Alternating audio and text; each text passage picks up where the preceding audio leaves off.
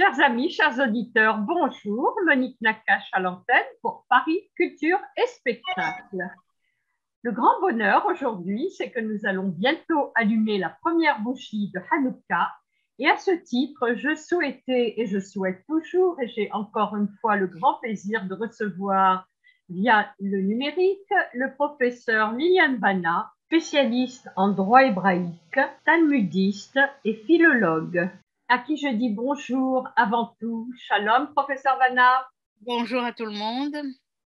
Alors, professeur Bana, nous voulions parler avant tout de Hanouka.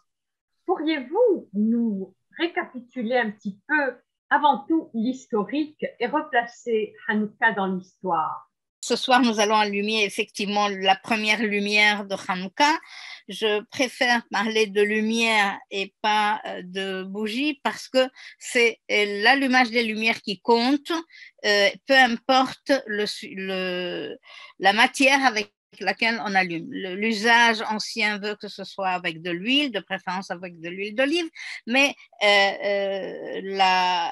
les bougies, c'est quelque chose, les chandelles plutôt, est un phénomène relativement récent. Alors, si vous permettez, j'aimerais répartir mon propos en trois séquences, trois points principaux. En premier lieu, l'aspect historique. L'aspect historique, on le présente souvent comme une question d'assimilation contre laquelle se seraient révoltés les Maccabées ou les Hasmonéens. Essayons de mettre d'abord les pendules à l'heure. Avec la révolte des Hasmonéens, nous sommes depuis un siècle et demi sous occupation grecque. Alexandre le Grand a envahi la région et elle a créé un grand empire, comme nous le savons. Il a envahi la région vers 330-333 selon les historiens. Et donc, les Juifs sont sous occupation grecque depuis fort longtemps, un siècle et demi, comme je viens de le dire, quand éclate la révolte. Alors pourquoi la révolte éclate-t-elle? C'est parce que les successeurs d'Alexandre le Grand se sont déchirés l'empire, les Lagides ont régné en Égypte et de ce côté-là de l'empire, et les Séleucides en pays d'Israël et de ce côté-là de l'empire.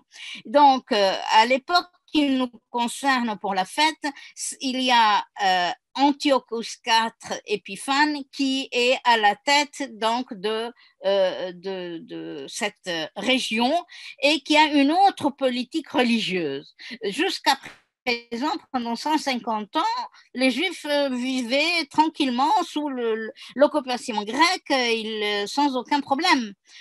Maintenant, le problème se pose parce que Antiochos IV Épiphane profane le temple, installe une statue de Zeus dans le temple des Juifs, dans le temple de Jérusalem, et ce qui évidemment constitue une profanation, et ce n'est pas juste une statue qu'il place, mais également un rite du sanctuaire qui est évidemment polythéiste. C'est là qu'éclate la révolte. Parce qu'on a touché au temple, parce qu'on a touché au culte des Juifs, le culte du Dieu d'Israël, le culte du Dieu unique. Et ceux qui se révoltent, donc vous comprenez maintenant pourquoi c'est les Hasmonéens. C'est une famille de prêtres. Le père et ses fils, Mattathias le père et ses fils, vont mener la révolte. Ils sont tous de la famille, d'une famille de prêtres, Kohanim, et c'est une famille qui s'appelle les Hasmonéens. Plus tard, après la guerre, on va leur donner le titre de Maccabée. On ne sait pas très bien quelle est l'origine de ce terme. Makevet, peut-être de l'hébreu qui veut dire un marteau, mais peu nous importe. Le vrai nom de la famille est Hasmonéen. Donc, ils se révoltent.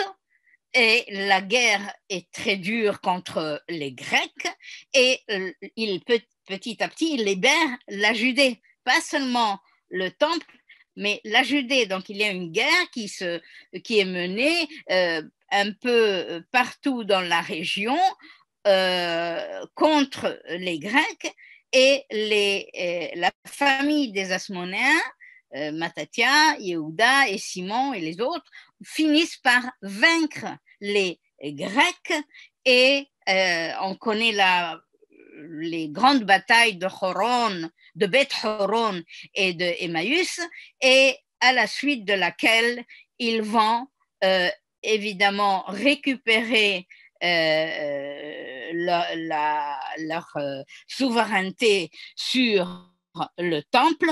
Et c'est là commence notre histoire de la fête. C'est-à-dire, une fois que la région a été libérée et que les Asmonéens ont réussi à prendre la souveraineté sur le temple de Jérusalem, ils ont créé, et ça on ne le dit pas assez, un État autonome, un État qui va durer pendant quelques générations avec des rois juifs, un petit État certes, mais un État quand même.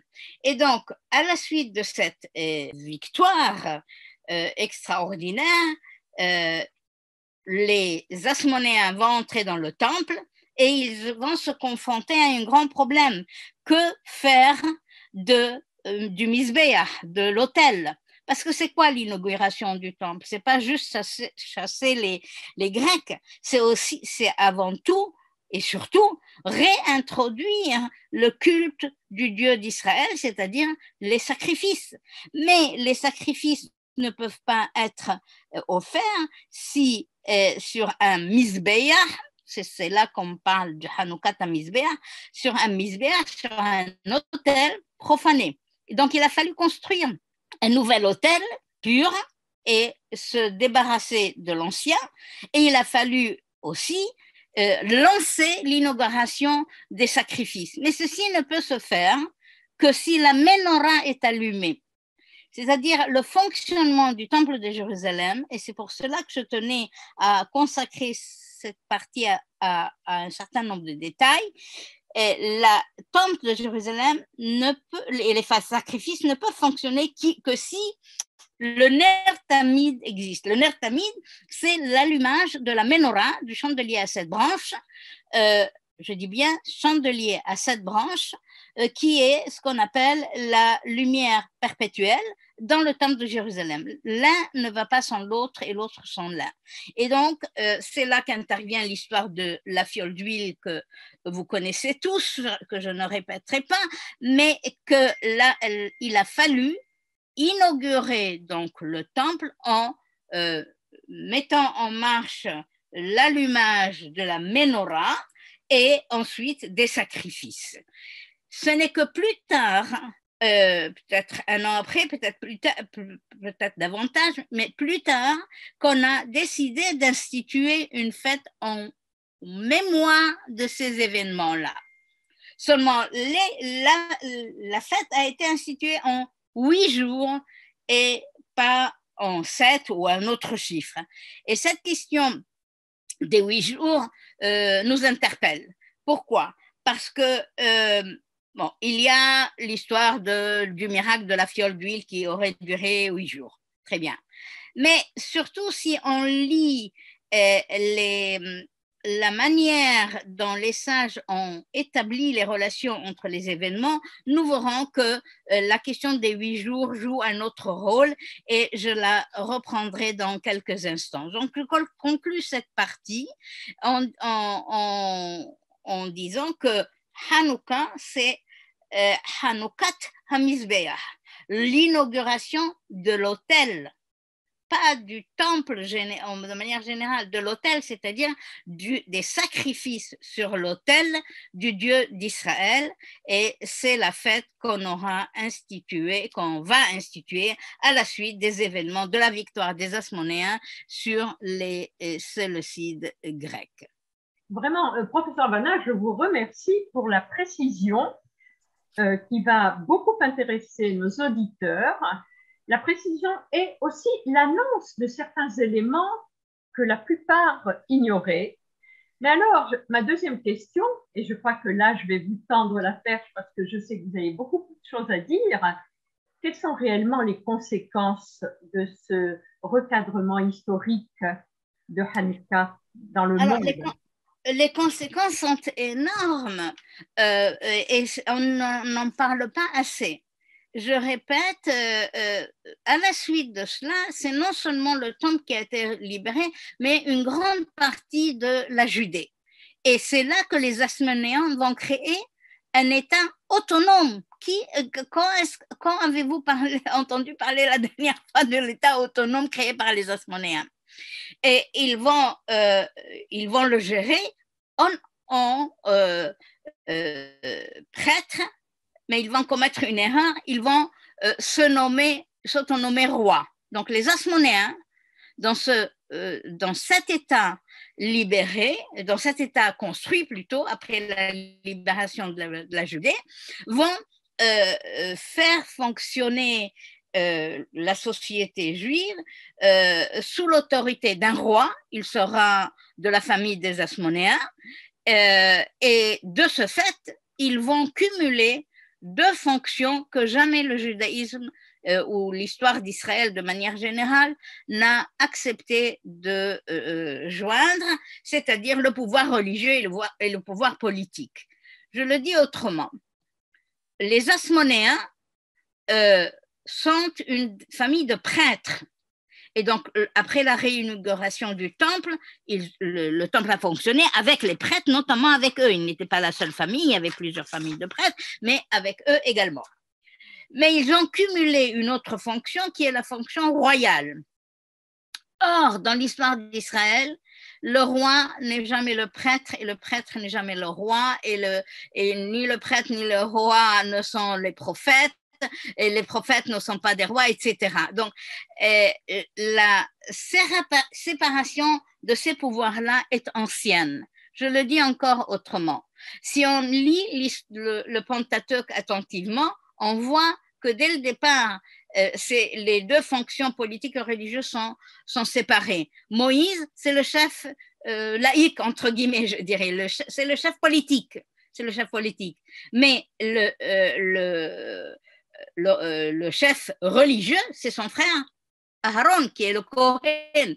Donc, Moïse n'est pas le Kohen et Aaron n'est pas le chef politique. Donc, vous voyez, et les prophètes, c'est encore autre chose. Donc, ces fonctions-là sont totalement séparées dans l'histoire du peuple d'Israël et on tient à cette séparation. Dans l'histoire, on voit que l'on tient à cette séparation de ces fonctions, de ces pouvoirs et effectivement, ce qui va se passer, c'est que les choses vont mal tourner au bout de générations dans cet État asmonéen autonome. Les frères asmonéens vont se disputer, vont s'entretuer pour le pouvoir et ça va se terminer mal. Mais en tout cas, pendant la période de ce règne, il s'est passé beaucoup d'autres choses.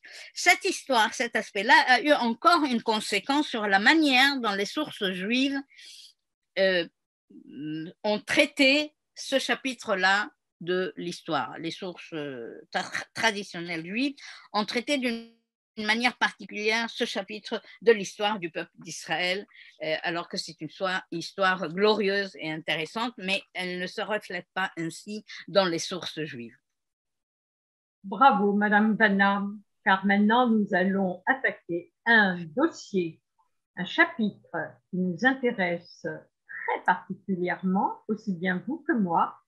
Nous allons aborder le chapitre des femmes et des traditions pour cette période de Hanouka. Alors, je diviserai cette partie en deux. D'abord, directement, les traditions que l'on rencontre dans les sources. Curieusement, le chapitre historique de la révolte des Asmonéens contre les Séleucides n'est pas du tout mentionné dans les sources anciennes ou est mentionné d'une manière vraiment très, très légère. Dans tout le Talmud, sur la totalité du Talmud, qui est un corpus énorme, il y a un seul passage dans le traité Shabbat, concernant Hanouka. Un tout petit passage, vraiment trop petit pour le chapitre important que nous venons d'évoquer. Et dans ce passage-là, en fait, on a quelques strates de l'histoire et l'évolution des traditions autour de Hanouka. On voit déjà dans ce passage-là que il y a des traditions différentes. Le Talmud lui-même, dans ce tout petit passage, nous dit que normalement, ner ish uveito, ou ner lechol ehad ve'ehad. Donc, on recommande, l'obligation est d'allumer une lumière par famille. Alors, ish uveito, les hommes vont vous dire l'homme et toute sa famille. Non, c'est toute personne et sa famille. Donc, ce n'est pas nécessairement un mâle, d'autant que la suite dit Ner lechol ehad ve'ehad, donc ceux qui veulent faire très bien ou encore mieux vont allumer une lumière par personne, c'est-à-dire ce que nous appellerions aujourd'hui une Hanoukia, mais l'objet n'existe pas encore. On n'a aucune trace d'un objet de ce genre dans les sources anciennes. Et deuxième strate, on nous dit qu'il y avait des usages différents entre l'école de Shammai et l'école de Hillel. Alors, l'école de Shammai disait qu'il fallait allumer 8 lumières le premier soir, 7 le deuxième, 6 le troisième, etc., jusqu'à 1. Donc, on va de 8 à 1. Et l'école de Hillel va conseille d'allumer plutôt une lumière le premier soir, 2 le deuxième, 3 le troisième, etc., et d'aller de 1 à 8. Mais ce n'est pas juste une question de décompte si on commence à 1 ou on commence à 8. C'est une question de la manière dont l'une et l'autre école voient ce geste de commémoration d'un événement historique important et comment cette commémoration doit fonctionner au moment de l'allumage des lumières de Hanouka. Alors, pour l'école de Shammai, on compte les jours qui restent, ou plutôt les jours qui s'en vont, les jours qu'on a terminés. C'est pour cela qu'il commence à 8. Donc, l'école de Shammai est en train de nous dire, voilà, on va vivre ensemble, comme nous faisons un décompte à rebours, de 8 à 1. Donc, il y a une manière de vivre le temps qui est différente d'autres moments où nous vivons le temps. Pour l'école de Hillel, c'est Ma'alin Bakodesh. On va en augmentant la sainteté, c'est-à-dire une lumière c'est saint, 2 lumières c'est plus, 3 lumières c'est encore plus. C'est un peu étonnant, un peu curieux comme argument, mais c'est l'argument de l'école de Hillel et nous suivons la coutume hillélite. Mais en dépit de cela, le même texte, qui est encore une fois très court, tout ce que je vous dis est à peine une demi-page dans le Talmud, nous dit qu'il existait dans la ville de Sidon deux sages, deux anciens, qui l'un allumait les lumières de Hanouka comme l'école de Hillel et l'autre comme l'école de Shammai. Donc vous voyez, les traditions, et ça c'est pour moi très important, les traditions, même les halachot, s'organise petit à petit. C'est pas, on se lève pas un beau jour le matin, on dit tiens, on va faire une halakha comme ceci. Les choses s'installent petit à petit et finissent ensuite par se fixer. Donc, et ce passage-là où on a 3 strates, chaque personne et sa famille, où chacun doit allumer sa lumière. La strate des traditions de l'école de Hillel et de l'école de Shammai, et la strate concernant les anciens de Sidon montre qu'il y a une évolution et que petit à petit, les choses vont se mettre en place et aller vers la tradition que nous connaissons aujourd'hui, mais ce n'est pas d'emblée que les choses se font. Alors, concernant les femmes ont l'obligation d'allumer les lumières de Hanouka. Alors là, je voudrais faire deux remarques importantes. D'abord, le Talmud le dit, la halakha le dit, l'obligation faite aux femmes et pas seulement aux hommes d'allumer les lumières de Hanouka. Alors, première remarque, c'est que Purim et Hanouka sont des fêtes non bibliques. Qu'est-ce qu'on appelle une fête biblique? C'est une fête instaurée par les sages. Ce n'est pas parce que le livre d'Esther se trouve dans la Bible que la prescription est biblique. Ce qu'on appelle une mitzvah biblique, c'est une mitzvah donnée par Dieu lui-même. Or, Dieu n'a donné ni la mitzvah de Hanouka, ni la mitzvah de Purim. Donc, ces deux fêtes-là vont apparaître souvent ensemble du point de vue de la halakha. Et pour ces deux fêtes-là, les femmes sont tenues d'observer la mitzvah. Deuxièmement, dans le traité Shabbat, surtout dans un commentaire des Tosafot, donc on est déjà au Moyen-Âge, on ajoute que les femmes sont tenues d'allumer les lumières de Hanouka, car elles aussi ont participé au miracle. Alors, pour ceux qui savent l'hébreu, et pour ceux qui font des commentaires erronés sur cette phrase, je tiens à préciser, cette phrase n'a pas le sens qu'on lui donne aujourd'hui en hébreu moderne. La plupart des commentaires que j'entends à la radio et ailleurs concernant cette phrase, c'est dire les femmes faisaient partie du miracle. C'est complètement stupide de dire cela. Les femmes font partie de tous les miracles. Est-ce qu'il y a des miracles dans l'histoire d'Israël où les femmes n'ont pas fait partie? Non. Ce que dit le texte, c'est qu'elles ont initié le miracle. Et c'est le cas dans Esther et c'est le cas dans Hanouka via l'histoire de Judith, par exemple, que je n'aurai pas le temps de traiter aujourd'hui, mais que vous connaissez sans doute. Donc, les femmes sont tenues d'accomplir la mitzvah d'allumage des lumières. C'est une mitzvah d'Erabanan, exigée par les sages. Et il y a d'autres mitzvot comme la lecture de la Megillah que je viens de mentionner, les 4 verres, les 4 coupes à Pessah et encore d'autres mitzvot institués par les sages, mitzvot de Rabbanan.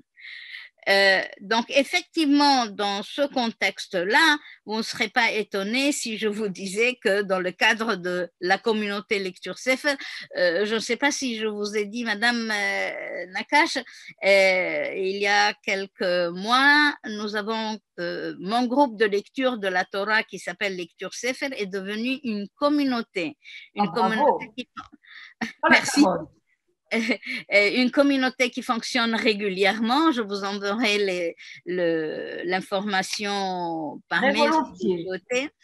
Et donc, la communauté Lecture Sefer, comme le groupe lui-même, maintenant fonctionne régulièrement, ce qui n'était pas le cas avant. Avant, on avait 4, 5, 6 lectures par an. Maintenant, c'est régulier. Les femmes montent à la Torah et les hommes montent à la Torah. Et la prière est répartie entre les deux dans les parties que les femmes peuvent répéter. Il y a une mechitza, les femmes et les hommes ne sont pas mélangés, il y a une séparation entre les hommes et les femmes, mais ce qui est important, c'est qu'elles lisent la Torah et elles lisent la Megillah et également à Purim. Donc, ceci pour vous dire que il ne faut pas s'étonner que dans le cadre de lecture Sefer, les femmes, d'ailleurs nous avons notre Shabbat, ce Shabbat, 4 Shabbats, à la fois Hanouka et à la fois Rosh Chodesh, donc on a 3 Sefer Torah, 3 Sefarim, dans lesquels les femmes et les hommes vont lire. Et vous êtes tous invités, ça se passe au 119 rue Lafayette, à l'Écuge, au centre communautaire de Paris, dans le 10e arrondissement, à côté de la gare du Nord. Donc, vous êtes tous conviés avec grand plaisir. Donc, nous lirons les passages de la paracha et les passages relatifs à Hanouka. Et ce qui me conduit à poursuivre les traditions, à savoir et de reprendre la question des 8 jours que j'ai laissés en suspens. On retrouve cette idée des 8 jours surtout dans la fête de Sukkot. Et la fête de Sukkot, on la met en relation avec l'inauguration du temple par Salomon, puisque le premier temple a été construit par Salomon, le roi Salomon. On la met également en relation avec la construction du Mishkan, du sanctuaire ambulant. Donc Hanouka va être, dans la tradition, va être relié à ces événements historiques, même si il n'y a pas de rapport direct entre eux, mais d'un point de vue du sens de l'histoire religieuse du peuple d'Israël, on met en relation Hanouka avec l'inauguration du temple de Salomon et le Mishkan, l'inauguration du Mishkan dans le livre des Nombres, et c'est d'ailleurs le passage que nous allons lire ce Shabbat. Donc, la place des femmes dans ce contexte est importante, mais importante, normale, naturelle. Je veux dire, il n'y a pas quelque chose d'exceptionnel ni pour les hommes ni pour les femmes. Il y a eu un événement historique, les femmes ont initié certaines choses, à Purim et à Hanouka, et c'est ce que dit le texte talmudique, enfin en tout cas les Tosafot, Afen hayu bo'oto hanes. Alors maintenant, il est d'usage, ça c'est la halakha et l'obligation pendant la fête de Hanouka.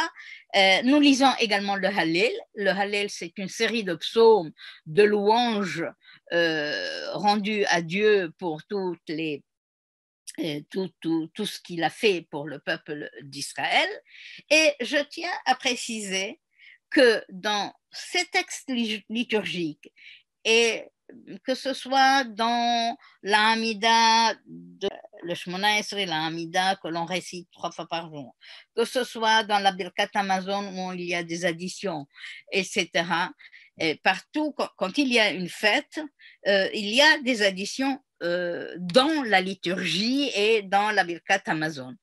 J'attire votre attention sur le fait que ce qui est surtout souligné dans ces textes-là, ce n'est pas la question de la fiole, ce n'est pas l'histoire de la fiole, mais plutôt un autre miracle.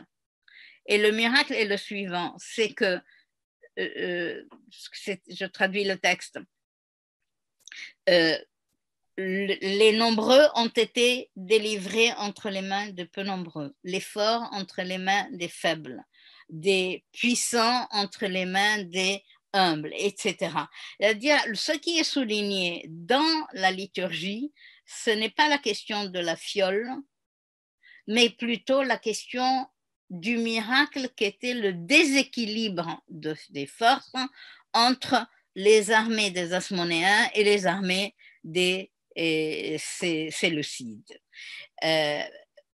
L'autre point, on ne parle pas tout à fait des Asmonéens pour les raisons que j'ai évoquées. Ils ont fait quelque chose qu'on ne fait pas, accumuler les pouvoirs.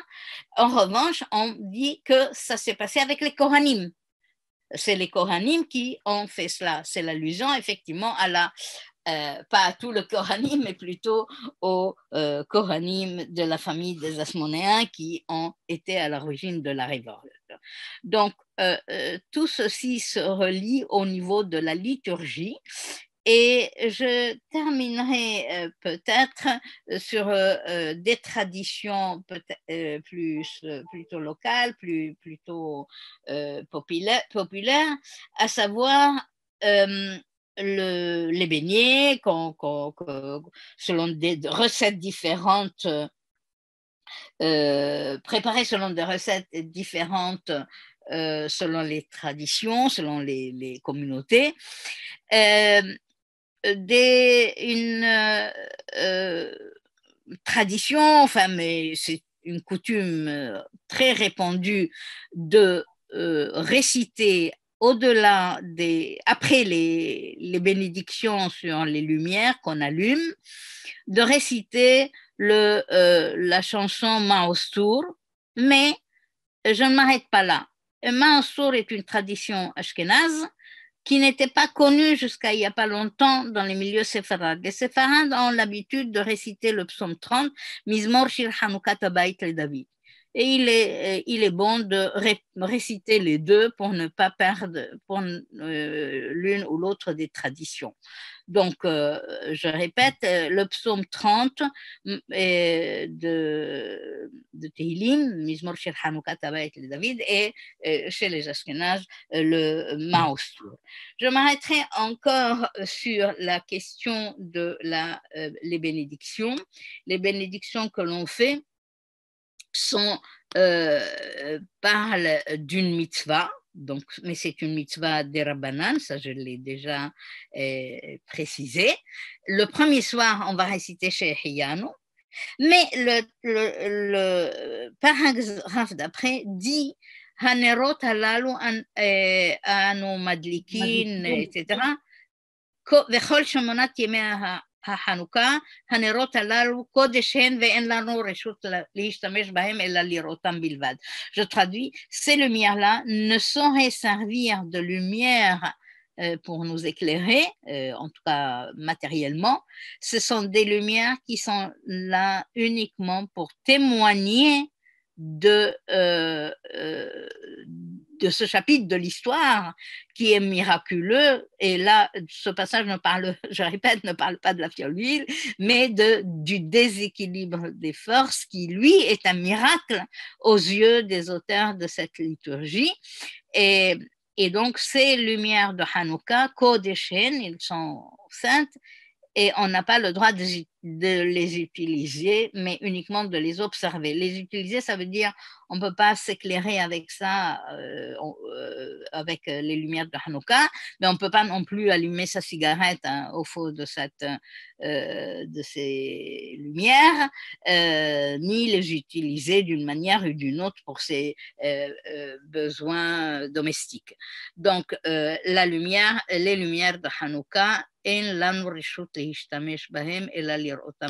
on n'a pas le droit de les utiliser, mais uniquement de les observer. Et les sages ajoutent qu'il faut observer, pas seulement observer, mais aussi diffuser le miracle. Et diffuser le miracle, c'est le faire connaître, d'où la tradition de mettre la Hanoukia ou les lumières à la fenêtre. Oui. Or, Madame Vanna, vous savez combien je suis attachée aux traditions de la communauté juive tunisienne. Et à vous entendre, je suis interpellée par le parallélisme que vous dressez entre Purim et Hanouka, puisque pour Purim, il y a la fête des garçons dans la communauté juive tunisienne qui est arrivée à la fin d'une épidémie qui avait frappé les garçons. Et pour Hanouka, il y a la fête des filles. Alors, est-ce qu'on l'a instituée en pendant de la fête des garçons? Ani lo yodat, aval zeklacha. Alors, je dois avouer que je ne connais pas l'origine de cette tradition. Je sais qu'à Parashat Yitro, c'est la fête des garçons. Exact. Et Hanouka, c'est la fête des filles. Alors, on m'a invité souvent à assister à la fête des garçons.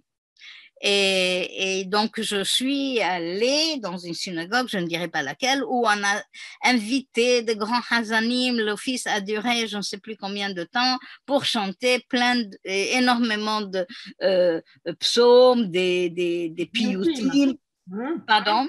Des piyutim. Entre autres. Des piyutim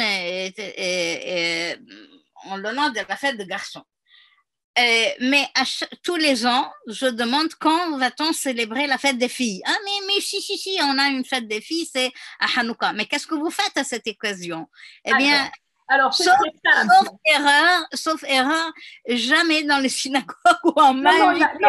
Pour les fêtes des garçons, on a su me dire qu'est-ce qu'on fait lors de la fête des filles qui est à Hanouka. Mais peut-être encore une phrase. Je trouve que ce n'est pas un hasard que ce soit Purim et Hanouka, parce que c'est vraiment ces fêtes-là sont souvent traitées ensemble pour les raisons que j'ai évoquées tout à l'heure. En tout cas, pour vous rassurer, pour la fête des filles, ce qui se passe le 6e jour de la fête de Hanouka, de la semaine de Hanouka, des 8 jours de Hanouka, la coutume veut qu'il y ait des yo-yos, des gâteaux qui baignent dans l'huile et dans le miel après, ce sont des yo-yos, mais il est vrai qu'il n'y a ni piyutim pour les femmes ou pour les filles, il y a un cadeau qui est fait. Qui fait le cadeau à qui? En général, c'est la maman qui offre à sa fille un cadeau. Alors, en fonction du niveau de richesse de la famille. Vous comprenez, ce n'est pas une fête communautaire. Pour les garçons, non, ça reste dans le domaine privé, ça n'est pas communautaire. Mais donc, ce n'est pas une fête pour les filles. Elle est instituée, fête des filles. Alors, je ne comprends pas pourquoi on ne fait pas des piyutim dans la synagogue pour les filles aussi. Eh bien, je vous invite à solliciter les rabbinim que vous connaissez et les gens qui ont une jolie voix à chanter des piyutim, et il y en a sûrement qu'on pourra instituer pour la fête des filles. Ben, ce n'est pas à moi de leur courir après. Je trouve ça anormal que ce soit évident qu'on fasse des piyutim pour les garçons et tout un Shabbat extraordinaire, et pas pour les filles, alors qu'on nous raconte qu'il y a une fête des filles. C'est ma critique, vous comprenez? Oui, mais je vous rejoins. Vous permettez que j'ajoute quelque chose concernant les femmes du Kotel. Les femmes du Kotel, vous avez tous les femmes du mur des lamentations, veulent tous les ans allumer les lumières de Hanouka au Kotel, et tous les ans on les empêche. Alors qu'il n'y a aucune raison d'empêcher les femmes d'allumer les lumières de Hanouka, même au Kotel. Ce n'est pas une mitzvah d'homme et le Kotel n'appartient pas aux hommes. Je dis cela parce que ces femmes font aussi des prières tous les mois. Chaque Rosh Chodesh, elles vont au Kotel, elles font des prières et elles sont toujours agressées parce qu'elles veulent faire des prières, parce qu'elles veulent lire dans la Torah, parce qu'elles veulent participer de manière active à la liturgie juive.